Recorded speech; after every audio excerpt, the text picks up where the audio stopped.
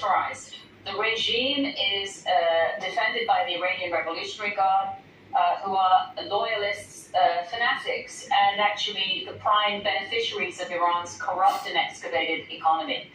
It is imperative the United States stands with the Iranian people, and I do believe the president will make the decision to strike ballistic missile launchers, manufacturing capabilities, drone factories, a number of other assets to begin with, which can be readily targeted by the United States without ground troops or any kind of invasion, which would be unacceptable for the president and the American people. That's right. Nobody Regimes don't die overnight, but this is a dying regime. Yes. And if we fail to stand with the Iranian people who are being targeted by snipers, then we will go down in history as not standing up for the dignity and nobility for almost 100 million Iranians who deserve better. Yeah, and Right, let's say they Wall do Street deserve Journal better, report. Tensions appeared to be easing earlier this week. Yeah, the regime president doesn't want this. Called to the killing of protesters. The Gulf allies, including Qatar and Saudi Arabia, they have reportedly urged the president to pull off on those strikes. But White House Press Secretary Caroline Leavitt pushed back on that when questioned by News Nation's Kelly Meyer.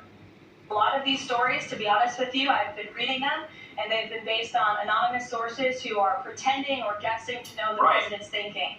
The truth is, only President Trump knows what he's going to do, and a very, very small team of advisors are read into his thinking on that. You know, the other thing that's fascinating about this is for months we were also told that, oh, Venezuela, the U.S. cannot do anything to get rid of Maduro. He's entrenched. He's got his security forces. He's got this big military. They've got jets. Nothing's going to happen. And what happened? At 2 o'clock in the morning, he was removed from his bedroom and placed in a New York City jail. You just heard the White House's response to reports that Gulf allies warned against an attack on Iran.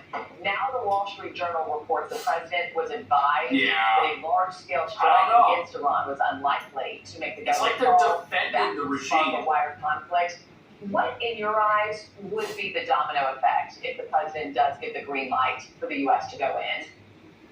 Well, first of all, I should say the task of overthrowing this regime belongs to the people of Iran, and they have accepted that challenge. And the carnage that you saw on the streets of Iran, the regime in part on the people of Iran, is a great indicator. Israeli flags in Iran. The people of Iran have been trying to overthrow this regime for 45 years. I think what we see today is a kind of convergence of a lot of factors: an organized opposition inside Iran, international pressure, and of course weakening of Iran's proxies and nuclear weapons program.